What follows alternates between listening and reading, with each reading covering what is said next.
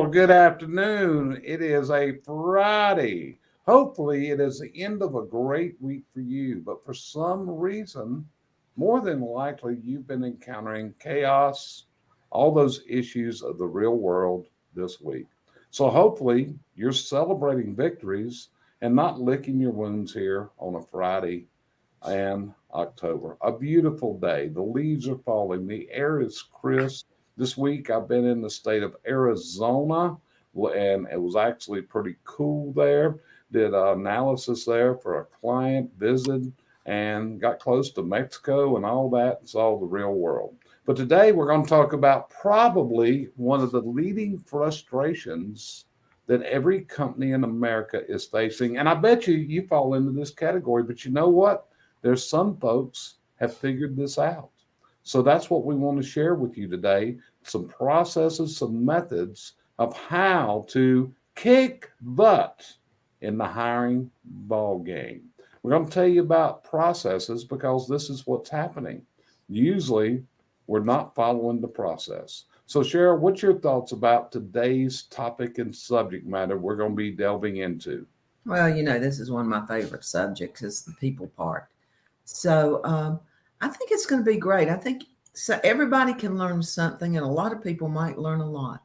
Right. And also we want to say, hey, maybe Brandy is listening to us. Brandy's taking a little R&R with Jeremy this weekend. They're on Lake of the Ozarks, I believe. I saw Jeremy was doing a Facebook Live a little earlier this morning.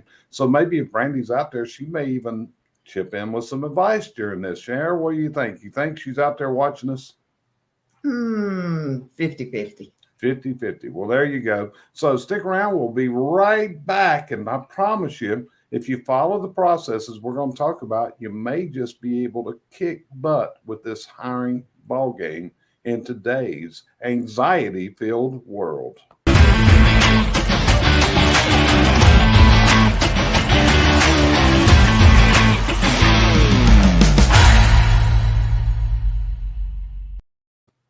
So let's rock and roll. So just like every week, it seems like this week has been filled up with the chaos of hiring failures. We're finding a couple different things. Number one, we're finding people that have hired someone and finding out they can't do the job. It just doesn't work out. And we're going to talk about that today. But the other side of this that we're also facing is they're finding people are quitting their jobs. That's right. They are deciding it is time to go somewhere else because this job doesn't suit them. It doesn't match them. And that's where the meat of today's subject matter is, which is to how to turn your hiring failures into hiring success stories. So Cheryl, what would be the first words you would say to start this off today? Well, we need to, as you said, follow the process. Hiring's not a fly by the seat of your pants thing anymore. And there's a lot of people out there that, number one, don't like what they're doing. There's a lot of people that don't want to do anything.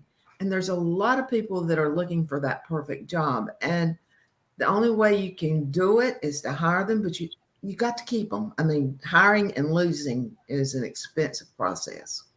And Cheryl, you're probably a person that does more interviews on an average day than anyone I know. And when you're doing these interviews, what percentage of the people you talk to actually do you recommend to the client that they proceed with the interview process? Yesterday was an extremely high day. Out of 18, I sent 6 out. Okay. But it's usually about 1 out of 10. Okay, so yesterday was an exceptional day. You did 18 interviews. Listen to that, folks. 18 interviews of people that were looking for new careers. But out of that 18, only 6 of them did she feel was worthy of a recommendation. Did I hear that right, Cheryl?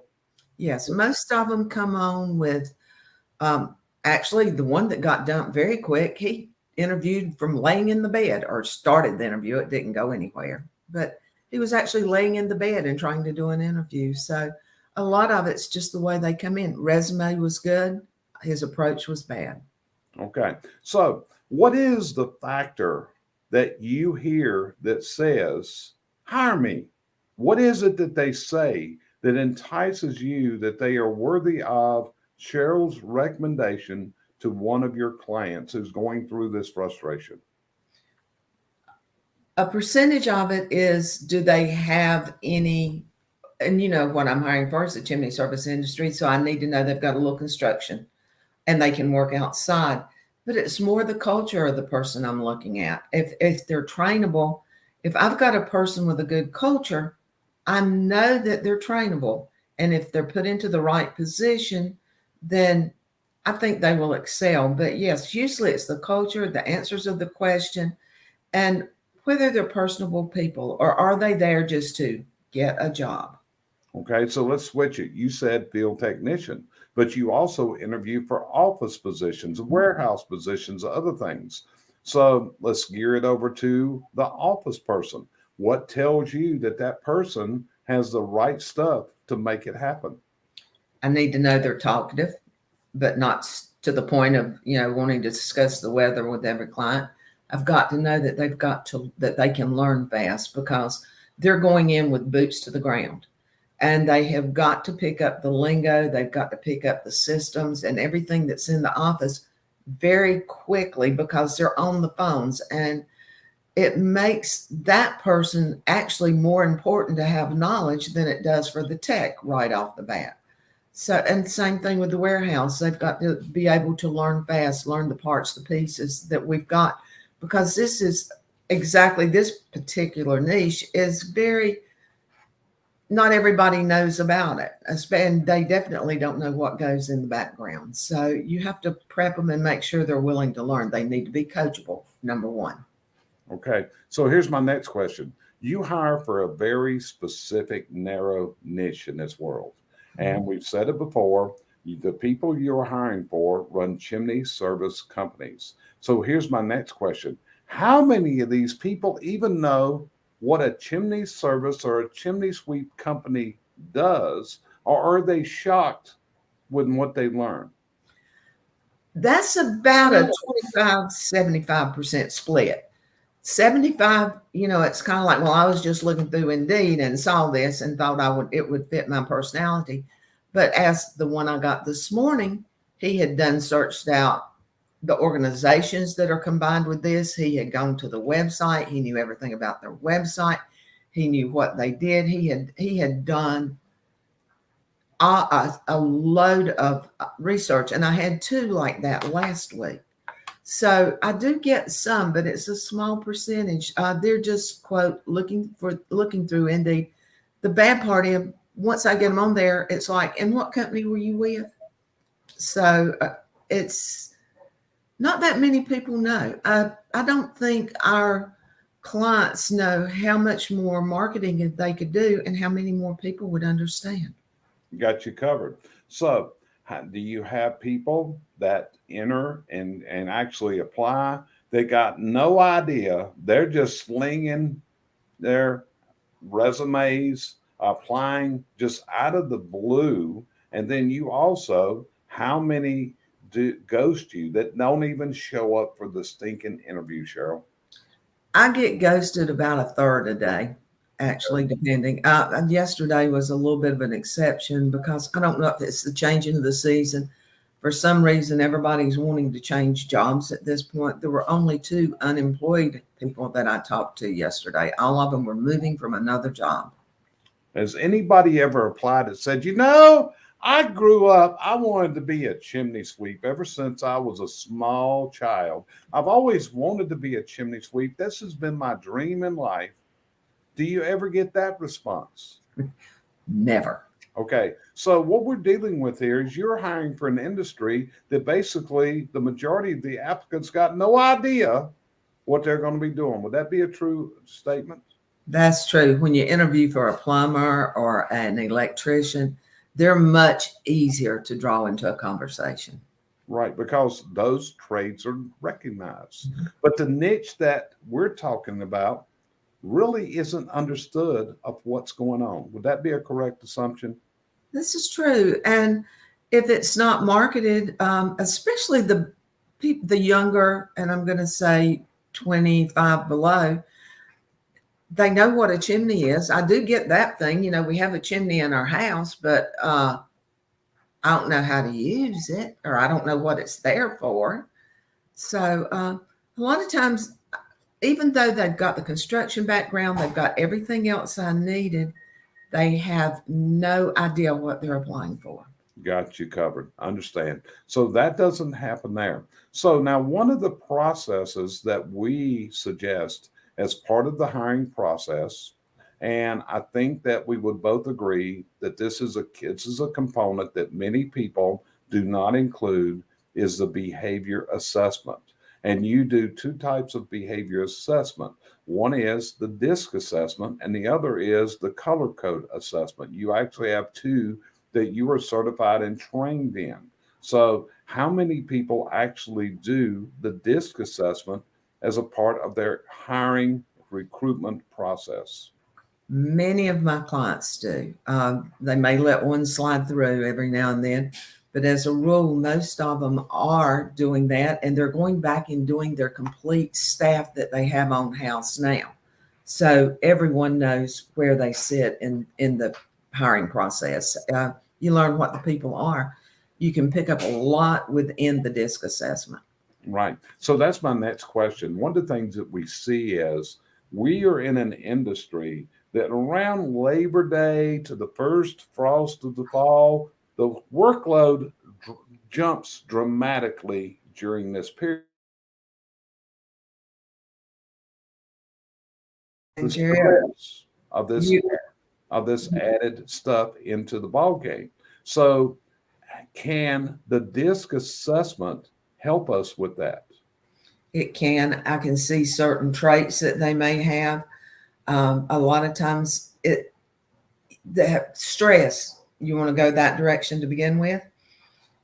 Stress shows up in one of the letters that we use, and the good and the bad about it, to especially in a CR position, CSR, I need to have a person with a high S, but also people with high S's a lot of times tend to stress a lot, and so you can pick out little things like that. I mean, it makes it a little bit easier to deal with them.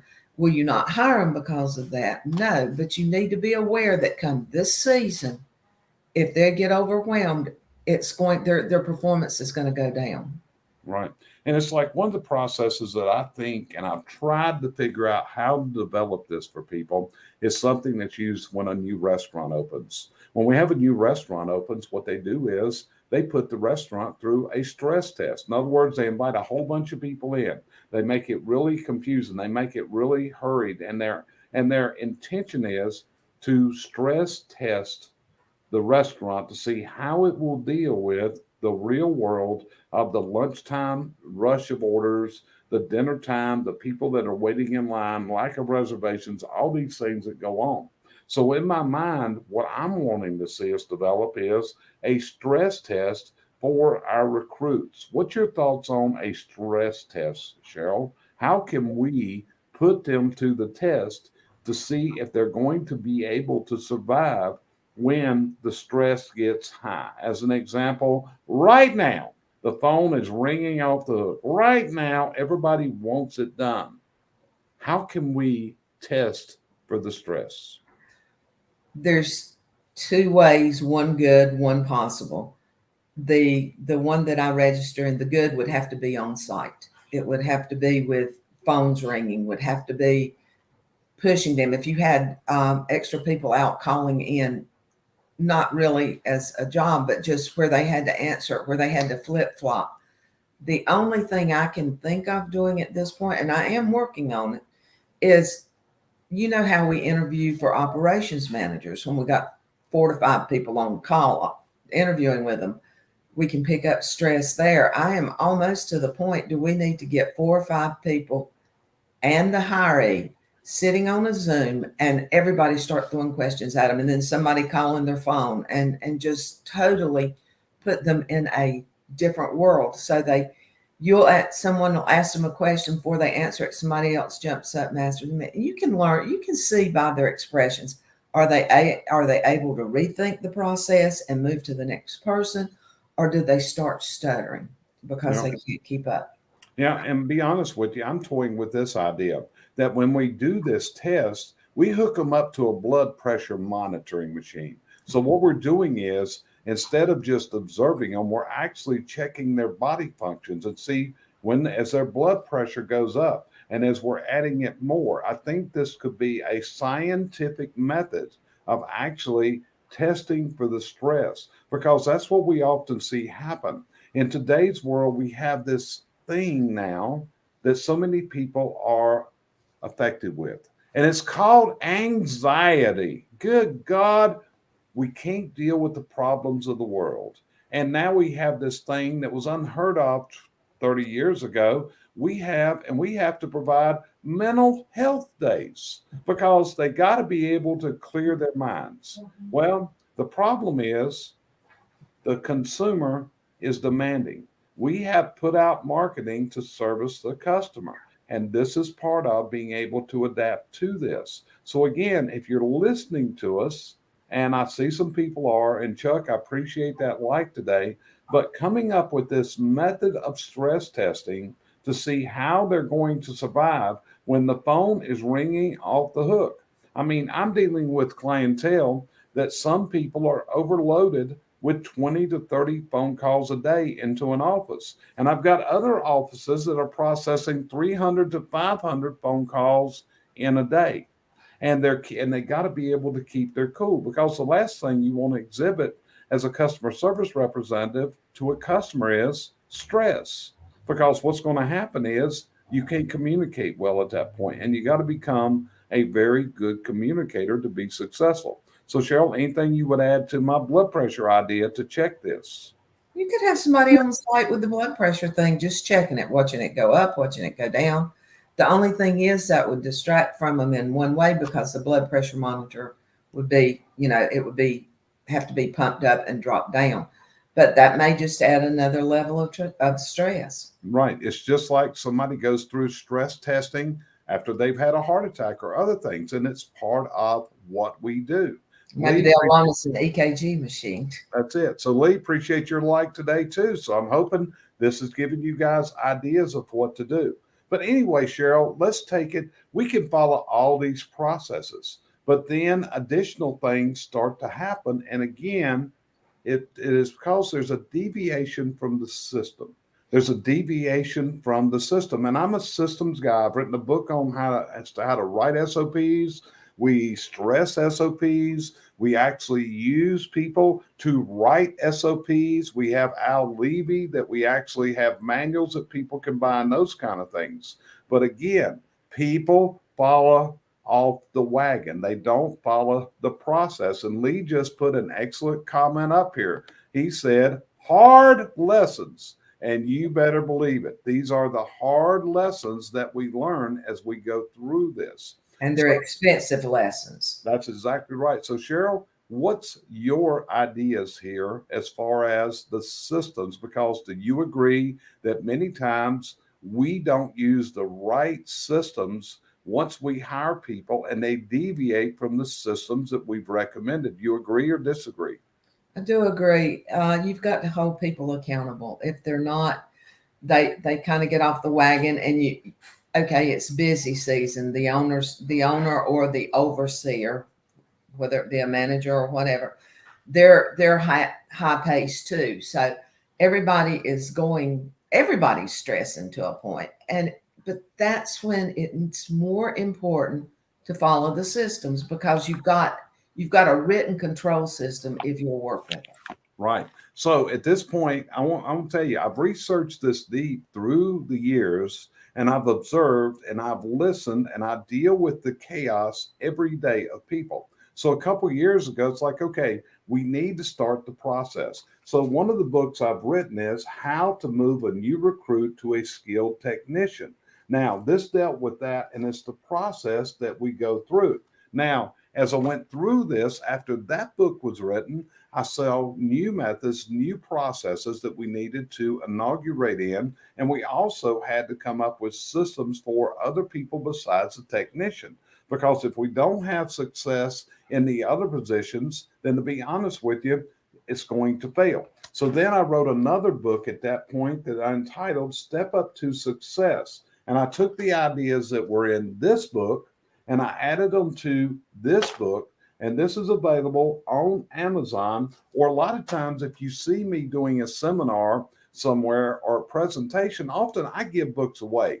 It is not about selling books to me. The reason I write books is to try to give people a process and a system they would follow it.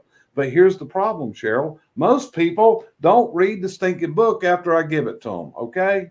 They just don't read it. What can I say? But there's the information. Now, Chuck just added in here. Systems are the guardrail to automatically keep your business out of the weeds. That's exactly right, Chuck. Chuck has been of my students over the years, and Chuck, I hope that's not an insult to you, but Chuck probably picked up on the systems better than anybody I've ever seen and how to hold the accountability to the systems. And that's why today Chuck has a relationship with us here, and we utilize and recommend Chuck for certain roles that can help our clients. Okay, we're going to talk about some of these in a little bit as we go through here. But the next step is the first day of work.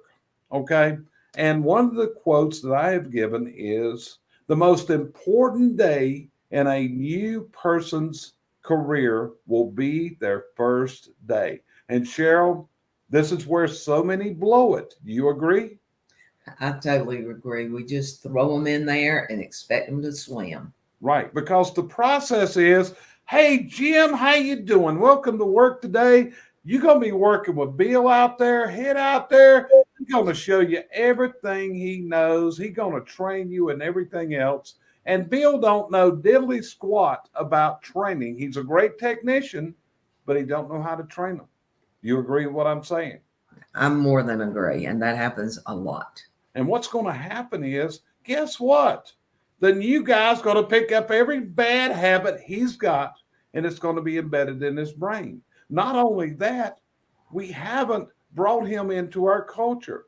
So one of the processes that we have recommended on that most important first day at work is you got to do an onboarding session with a person that understands. What are we doing in the onboarding? We're telling them about our culture. We're telling them about our SOPs. We're going through this. And this is one of the things that Brandy brought to the table when she started working with us here. And we developed courses and how to do this onboarding. We have them on our virtual learning platform, the CVC Virtual Academy, of how to take people through. We've done courses how to make a superstar CSR, how to make technicians. But again, you got to take the courses. You got to read the books. You got to change the process, and change is painful. I understand that. So, Cheryl, what would you add about the onboarding process? Well, it's just like when you do anything. Let's say you're baking a cake. You don't start by putting it in the oven. You start by adding your ingredients. And that's what you have to do to an employee. You have to put the ingredients or the knowledge in their head prior to starting, or they get overwhelmed, they get stressed, and by the day you put them on, time you put them on the truck, they're done. They don't know what they're doing. So it's a way to, I'm going to use the word nurture for lack of a better word, but to nurture somebody into a business, to show them who you really are, not what the employees may think, because maybe they had a bad day that day. And you never know. You want to cushion the way they see your business and see it correctly. Just take your time. And people really do respect the fact that you take your time and you're transparent about your business. Right. And earlier, several days ago, I had been wanting to know ever since I met Tommy Mello. Tommy's got a Kool-Aid. I mean, seriously, I've been to Tommy's place. I spoke at Vertical Track just a couple of weeks ago, and I've met many of Tommy's people. And Cheryl, we've even interviewed one of his people here before. And it's like, okay, Tommy, what are you giving these people? What are they drinking out there? What is Tommy's Kool-Aid? Well, I heard it the other day, Cheryl. I figured it out.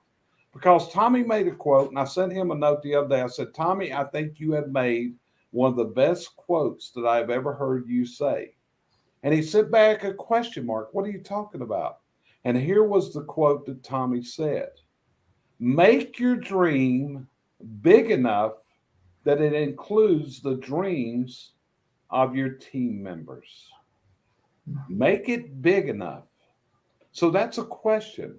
Is your dream including their dreams? Because here's a plain fact: you're never going to get to your dream destination without a team with the right culture.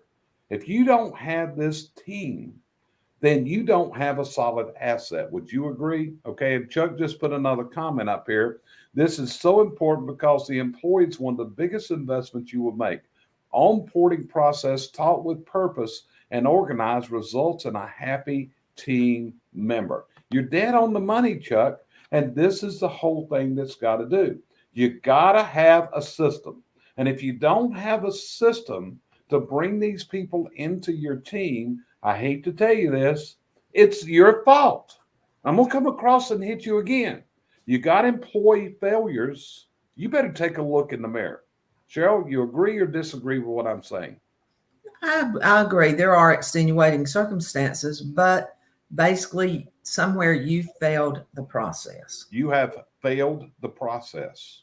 And that's where we got to take a hard look at ourselves. And Brad Smith just added in here, fact. You're exactly right. This is a fact. Cheryl, I'm pretty well known for saying it like it is. Would you agree with that? Uh-huh. Okay. I'm not on here to make friends. Okay. A lot of people wonder. That's not part of this. The part of this is to give people a process to move forward. So here's the next thing. And again, this is addressed in the book, Step Up to Success. They don't know what you're talking about. You are using words that people have no idea what they mean. And here's the problem with the average person: they're scared to raise their hand and ask a question. This is a trait of the millennial population today. They don't like to raise their hand and ask a question. Cheryl, would you agree with that?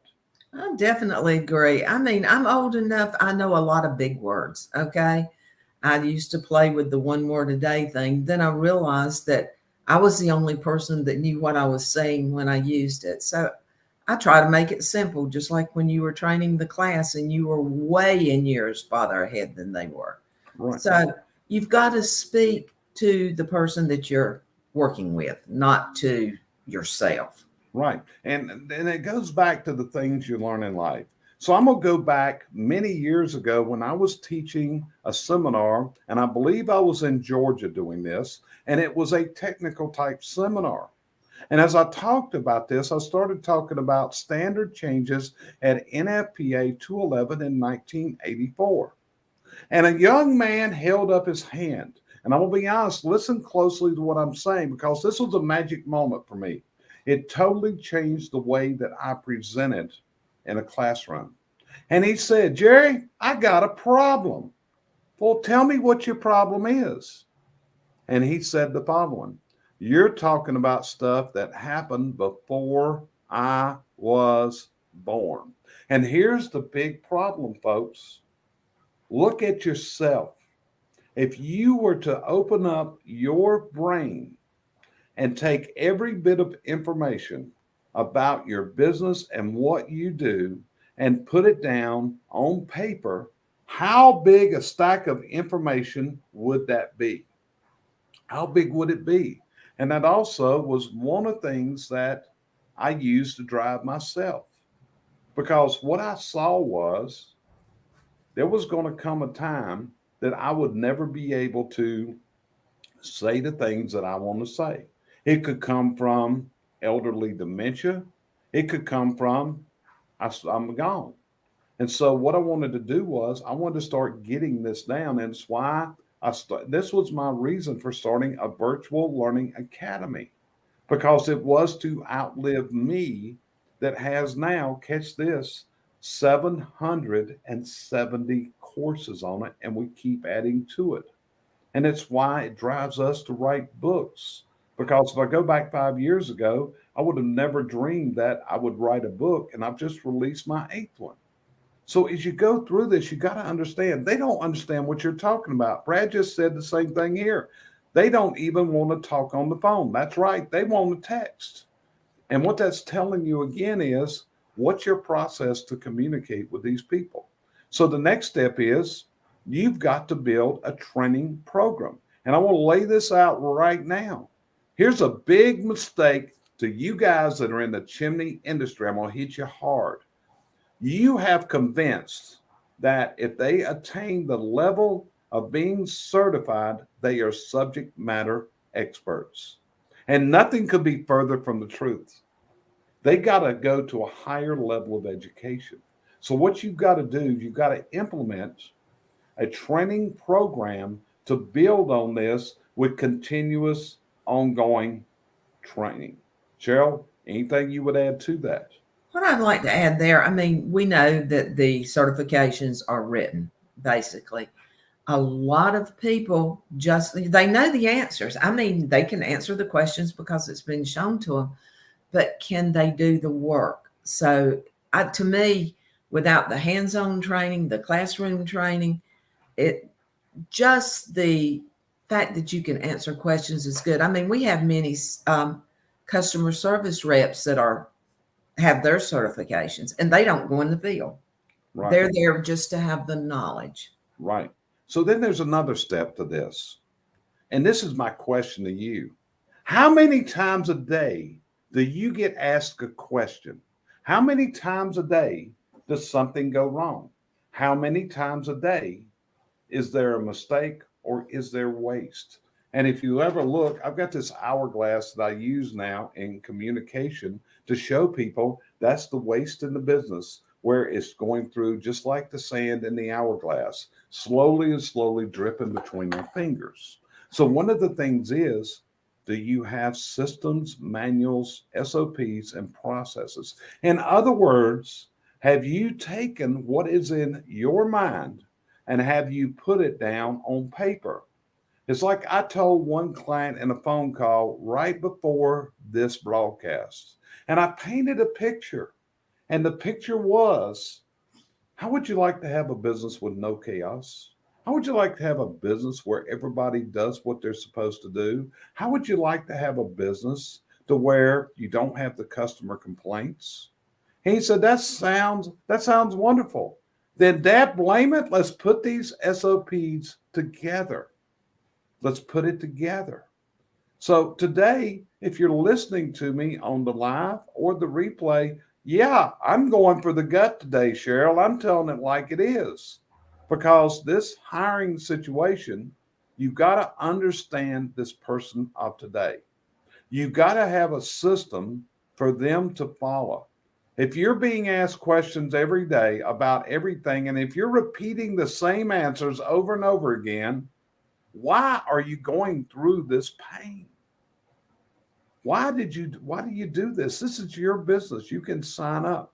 Now, one of the guys that I see that I refer people to a lot is my buddy Al Levy. And Al actually has what he calls his signature staffing system. And this is what I found out. A lot of times what you got to have is you got to have a system that somebody else puts together. So I've endorsed Al's signature staffing system. I'm putting it into the comments right now. You go through that link that's on there and take a look at this, because this may help you put the system together. Or you need to put the system together. We're here to help you. Are we going to do it for you? No, ain't going to happen. But can we help guide you? Because here's the whole thing. You got to do this. You got to make a decision that you are fed up, that you are tired. You are so exhausted of this chaos that, folks, it's time to reinvent and change the process. Cheryl, what would you say? Hey, it's the way of the world. We're dealing with a different situation than we had many years ago. And honestly, I mean, we've got to say a lot of people do not have time to do it themselves, but there are outside forces that can help. I mean, like you said, we're always here. Al has some great systems. It's take whatever it takes, but do get your systems in place because you're going to realize how much more important it is. I mean, it's like, we've always talk about the one thing. What's the one thing that you can do that will make a lot of other things easier or initiate, make them go away totally? And systems is one of them. If you've got your system, you don't have to keep relying on the over and over and over process. Yeah. It's like I've often said, just like Cheryl's saying, what's the one thing that you could do that would make the most drastic change to help you eradicate the process? And a lot of times that's what we got to arrive to. A lot of people ask a lot of times, what does a coach do? What do we do? We help guide you through that process because it's going to be a challenge. You're going to have to stay on track. And it's so hard not to stay on track. Just this week, Cheryl, I was in Arizona and I flew into Phoenix. So I had to go about 100 miles to where I was going to Tucson, Arizona. And there's only one way to get there, okay? There's not a lot of side roads out in Arizona. So I had to travel south on Interstate 10. Now, as I did, the traffic was not going well. I don't know if it's always a challenge between those two towns, but finally, what I did, I consulted my GPS and it told me exactly when the traffic jam would end. Now, the amazing thing was, I don't foresaw anything that caused this. What happened was, is people were just riding down the road and looking. So I stayed on the course and I made it to Tucson where I was going. Then when I got to Tucson, I had to go back to Phoenix on Wednesday night. I had a red eye home. The same exact thing happened, Cheryl. I got a slowdown going, and it's like, Lord of mercy, what is it with Arizona interstates? So finally got all the way up. It told me you're going to have a 25-minute delay on my GPS. That's great. Tells me exactly. And what do I find when I get there was two motorhomes on the side of the road. They weren't even blocking the road. But what happened was, and you know this, what y'all call them on the road? We call them rubber deckers. Am I right? Yeah. So what happened is they look it all around. They're rubbernecking. And what happened is it stopped the whole world. And that's what often happens. Are you rubbernecking your management systems? What are you doing? And here's Chuck. Here's another good one from Chuck. Adapt and change or you will be a dinosaur. And that didn't work out too well for them. That's exactly right. Because guess what? That's where your oil's coming from today, is them dinosaurs that are laying underground, if my research is correct and tells me about that. So here's what you got to do. You got to build that system. You got to follow the system. If you want to take shortcuts, guess what? I told you the story the other week about the Donner Party. Not going to do that today, Cheryl. But I told you that the other week about where the Donner Party had taken their shortcuts and got stuck in the snow. And like I said, research it up, look up Donner Party, or if you're ever around Lake Tahoe, you're around Reno, Nevada, head up to Donner's Pass. And it'll give you a really strange feeling, I'm telling you. But again, do you want to fix this? Do you want to fix the crap? Are you tired of the chaos? Cheryl, I think we've given the answers today. Would you agree with that? I think we have. All of them have been good. Just make sure that while you're following your process, that you keep your stress in control. I mean, that'll throw you off faster than anything else. Control what you're doing, but move forward continually. Correct. Now, Cheryl, there's another thing I want to add into this, which is how often do people hire someone and say, okay, Pull the ad, stop recruiting. How often do you see that? Like last night, Like last night? a lot of times it's like I have my employees, and then 3 weeks later, one quit. Can we start the ad back? Well, you could have already had somebody sitting there ready to go in if you'd have just left it alone. Correct. So a lot of times, you ever feel like a revolving door? I'm out, I'm in, I'm out, I'm in, I'm out, I'm in. Hey, you want me this week? Then I find you one, and hey, go away. I don't need you no more. Do you ever figure that out? Do I figure it out? No. Do I feel that way? Quite a bit. I think that's why I run 4 monitors in my office, is so I can keep things. These don't do this, this one does. But yeah, the thing about it is hiring needs to be a 12-month out of the year thing. You need replace the low-hanging fruit, because every time you take a low-hanging piece off and put one on top, you improve. But always remember, when you pull that low-hanging fruit, the next one becomes that low-hanging fruit. Dead on the money. See, this is what I know. You're loaded up with B grade employees. I will bet you got B grade. I keep something on my desk right here. Okay. This is my daddy's handcuffs from when he was a police officer. And I keep them right here. And I pull them out a lot of times because what's happening is you're handcuffing yourself. Because one of the things that you got to do is you're going to continuously recruit. And here's one of the processes. If you got B grade employees, and if you're properly tracking and measuring their performance, I'll guarantee you got B players on the team. But what you got to do is you got to be searching, you got to be marketing, you got to be recruiting for A grade employees. And part of your role as the significant manager, listen carefully, is to replace those B grade employees if you cannot coach them to a higher level. It's hard work. But at this point, now you have your A grade. Make sure to keep the processes going. Make sure that the employees are happy where they're at. You're able to take them where they want to go, or somebody else will take your A employee. That's right. It's like a guy told me one time, running a very successful business, and they told me, he said, I am always recruiting. If I find a great guy or a gal, I will find a place for them. I will find a place. So that's part of the system. Cheryl, you ever think Tommy Mello will stop recruiting? Never. I mean, if he'll open another business if he gets too many people. I don't see him ever slowing down. No, an amazing thing. Like I said, I was just at Tommy's 2 weeks ago speaking to Vertical Track. And one of the parts of this was a tour that he gave everybody of his training center.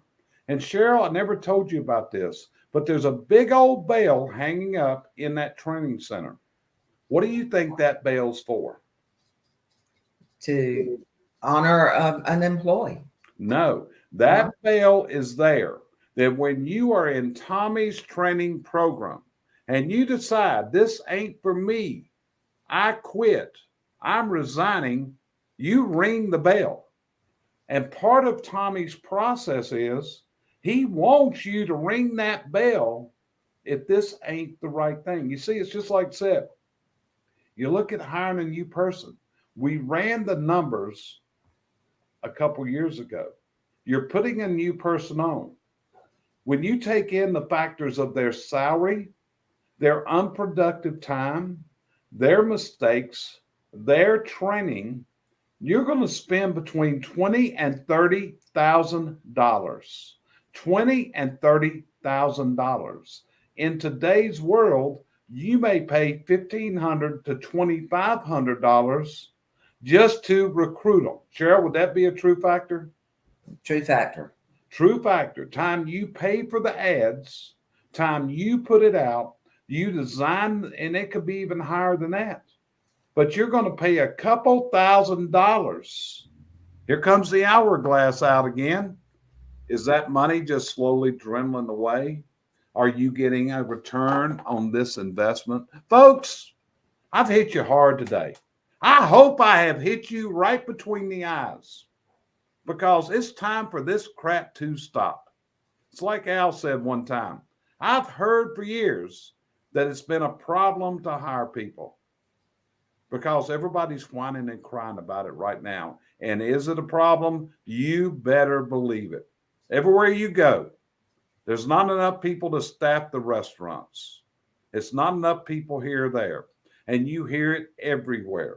And if you don't build your marketing program up for recruitment, it's just like the marketing companies should be doing. How much of your marketing budget is spent for the recruitment process? Are you sitting there just hoping somebody will stumble in your door? See, years ago, that's how it happened. If you moved back 30 years ago and you had an office, I'll bet you that people knocked on your door. Are you hiring? I want to put in an application. Folks, it don't happen no more. Today's world, they're not knocking on doors. In fact, it was told to me by several people that were prospective employees. You know, if I go to a company's website and I don't see a place for them to hire, where to fill out an application, I guess they're not hiring. So, what are you doing on your website? What's your videos? What do you have out there in the marketing world? What are you posting on Facebook? In fact, just yesterday, I had Cheryl take a copy of a photo off of my phone, and it was a company called Mr. Sparky. Look it up. It's an electrical company. But they have one of the most phenomenal ads out there that I'd ever seen. They hit all the points. Listen carefully. It showed a female in a technician's role. It showed diversity. It talked about work on your schedule. It talked about all these things. And one thing I know is if you're fishing in that same old pond and you're getting those fish that aren't trophy fish, I bet you're in the wrong pond. I bet you got to change your fishing hole a little bit. So, Cheryl, you agree I've hit it pretty hard today? I think you could have been a little bit harder, but I think you got it through to them. We want to keep people looking. How much harder should I be? I know how much harder you are. Is that a good way to put it? It is. And the whole thing is, it's time for a dose of reality. It's time for a dose of reality. And Brad just hit another one, okay? If you don't have room for employees to climb the ladder, they will find another ladder to climb. Brad, excellent. And that goes right along with what Al recommends. Do you have an org chart? Whenever they walk in the door, do they see how they're going to, as Brad just said, how they're going to climb that ladder? Because here's the thing, they want advancement. When I interview, that's a question I get asked a lot. Is there room for advancement? They're coming from a company where they're going to be and they're not going anywhere. They want a place. They don't mind starting at the bottom again. They just want to know there's room for advancement. Correct. And as you put this package together, I want you to remember something. You think that it's all about compensation. If you do the research, you're going to find compensations down here at number 5, number 6, or number 7. There's these things they're looking for today, such as work-life balance. They're looking for it. Like I said, when I saw the Mr. Sparky ad, it said, work your schedule. If we go back to Tommy Mello's employee, Cheryl, it has missed my mind what his name was. I think it was Jarrett. Am I right, or do you have another name? I believe it was. Okay, but anyway, what did he say? Enticed him to be there because he could run it like he owned it. Now, the thing is, they have the systems there that's unreal. Everything is detailed out. You follow the course of action. You look at it.